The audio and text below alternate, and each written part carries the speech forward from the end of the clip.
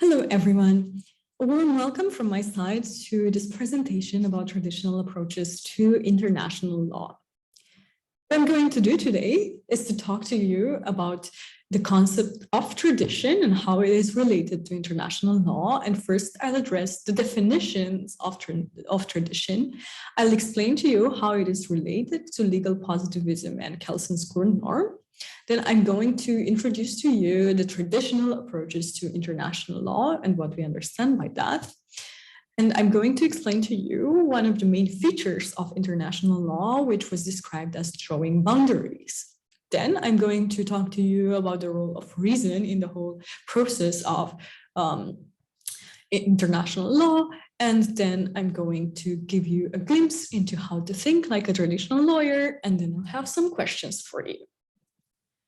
First, let's look at what tradition is and what role it has in this field of international law. You can think of tradition as a commitment to a certain worldview that is reiterated in certain communication situations. In other words, as you can see on the screen, it is an interactive social practice that is aimed at producing and communicating beliefs in order to maintain and preserve the existing order and cohesiveness. Therefore, an identity of a group is produced. As such, in the legal field, you can think of tradition as taking the form of a belief system that is transmitted from one generation of lawyers to another. When you think of law in general, you may know that there are many strains of thought. You might have heard about some, but two of the best known fields of law in general and philosophy of law are naturalism and positivism. In naturalism, it initially started from the idea that God made law and God gave us the tools to obey, but also to discover the law. This view later shaped some other strains of thought that and were entertained by the idea that law is subjective to some universal moral code. On the other side, we have positivism. Positivism considers that the law is made by humans. And the author of the text that we had to read for today considers positivism as the most recognizable form of thinking about the law. So something that all over the world is recognized in the legal field and is acknowledged and accepted. So as such, positivism in this text is considered as the traditional approach, traditional view in international law. So then I'm going to talk to you a bit more about positivism, and I'll show you the link to Kelson's Grundnorm. When it comes to positivism, this might ring a bell from the course of Principles of Law, but in case it does not, and in case too much time has passed since the course, I'm going to recapitulate a bit for you what this term entails. Positivism has at its core the idea that law is created, but also laid down by humans. Validity of law, then, lies in its formal legal status, not on any other relation to external validating factors. You can think of these external factors as, for example, morality or human dignity or even religion. So, to sum up, the law doesn't gain its validity from these external norms. Kelsen is one of the best known political philosophers that formulated the idea that legal norms are actually related to the existence of a basic norm. He called this the Grundnorm, and it is a norm from which the constitutions derive their validity.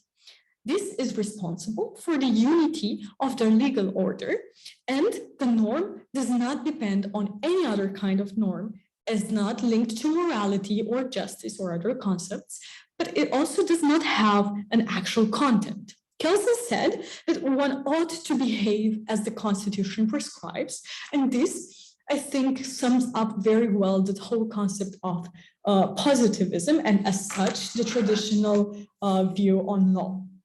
Now, going to traditional views on international law, First, we have to also define what international law actually is. It is a system of objective principles and neutral rules that emanate from states' will, either directly through treaties or indirectly through custom.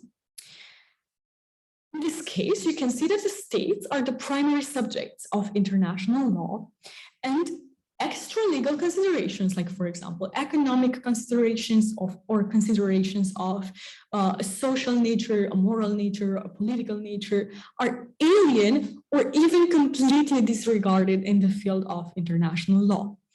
Also, values in general are very, very rarely dealt with and also even denied. So generally, the system is considered to be a unitary one, and just as you can think of mathematics, it only provides one correct solution. So this is the view of what legal answers should look like.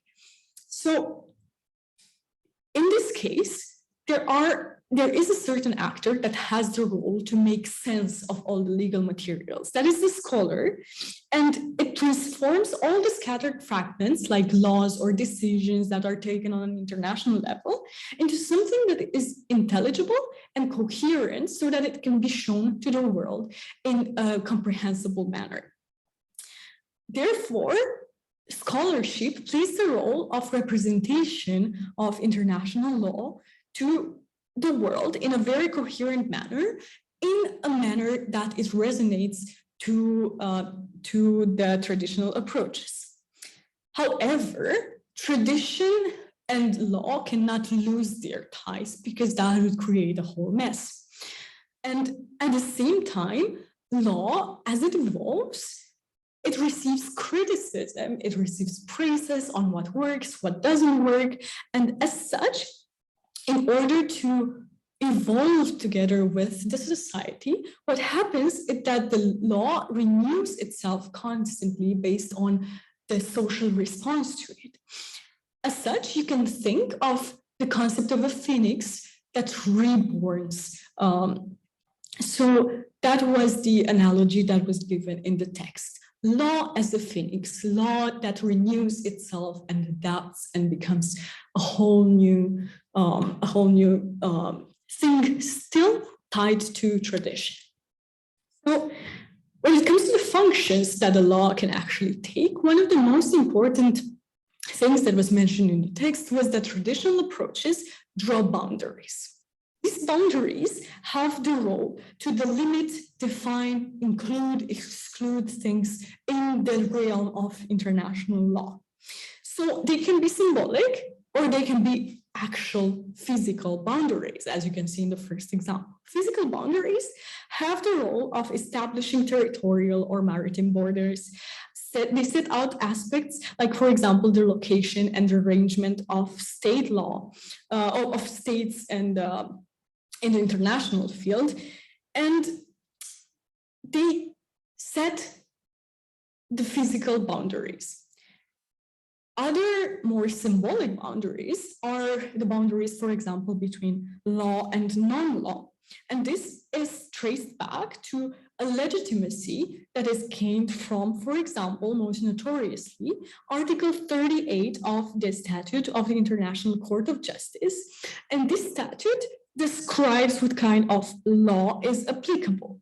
It refers to the fact that international law, when it's created, has to be referred back and draws its legitimacy from this traditional source.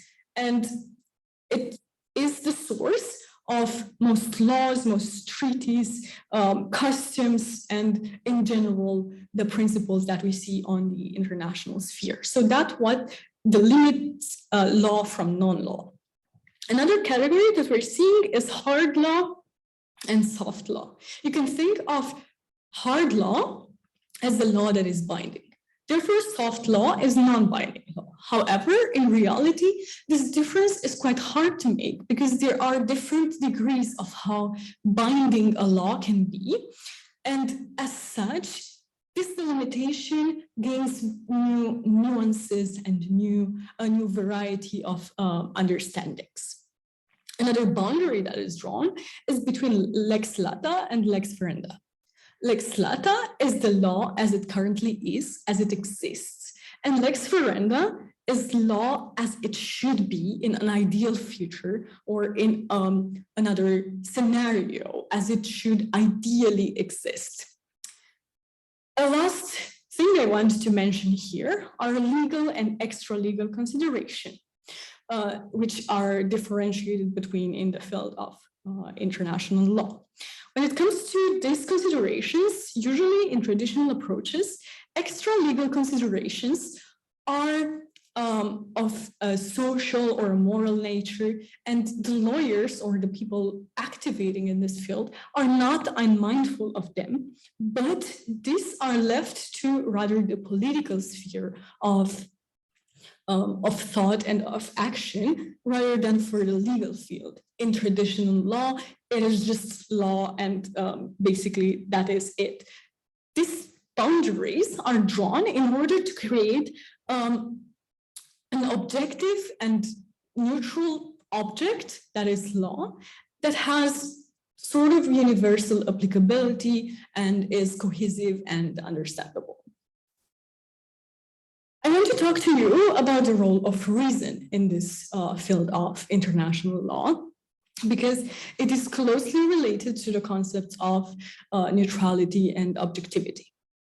Reason in itself is considered superior to other sources of beliefs such as dogma, bias, prejudice, experience, perceptions, revelations, and traditions. So it represents a quest for a unifying thread that is able to point to a thing, so to say, that is the law. The law then can be described as a craft that is just obedient to reason. So also the institutions that are created on an international field are created in the name of reason. There is an elimination of the human element in this, and the purpose of eliminating all these uncertainties and making it as objective as possible is to eliminate the horror vacui. Horror vacui is the natural fear that humans have of disorder and uncertainty, and by creating a system that is entirely reliable, you can also mitigate this horror vacui and maintain the validity of the traditional approaches. So, last point of I want to address today is how to think like a traditional lawyer, because this might be quite of interest to you.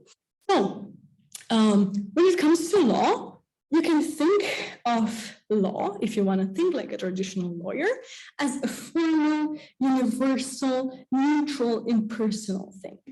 Lawyers should empty themselves of bias, passion, commitments, and even end up erasing themselves and their personality from their legal thought process. This is sometimes considered very idealistic and unattainable, but it is also described as the only correct way of doing scholarly work, so that the scholarly work ends up actually having a scientific character or a comparable scientific nature. So therefore, the purpose is for the lawyer or the people activating in the field, the scholars, to not have any methodological presuppositions other than what is required by scientific methodology, and other personal considerations should be completely left aside. The last thing that a traditional lawyer should do in order to do their job in a proper manner is to follow hearings before international courts, tribunals, ad hoc arbiter panels, their deliberations and judgments, and also follow the work of international organizations and legal advisors, like, for example, the Human Rights Council in Geneva, or the UN Legal Council, because this is an important way in which one can understand preserve and also transmit to the others what is going on in the international field of law. So now that you know how to think like an international lawyer, I have some questions for you. So first, do you think that law can effectively be separated from values? My second question is a more specific one. The letter of law is what the law states. The spirit of the law is a social and moral consensus in the interpretation of the letter. As such, I was wondering what you think about the following question. Do you think judges should give their verdicts based strictly on what the letter of the law says, so what the law states, or do you think there should be more flexibility in interpreting the law and employing more of the spirit of the law in the judgments? Then my last question is related to the concept of the phoenix that I introduced to you earlier, because as I said, international law can be described as a phoenix as it adapts to criticism and social circumstances and evolved throughout time, being reborn. So would you agree with this concept of a phoenix? Do you think there is any criticism that should be addressed to it? I'm really looking forward to our discussion, and I hope you enjoyed my presentations. If you have any questions for me, of course, feel free to address them to me during the lecture. I will do my best to answer them as clearly as possible. Here you can see my references from the 2 readings for today. And thank you for listening. I hope we'll have a fruitful session. Bye.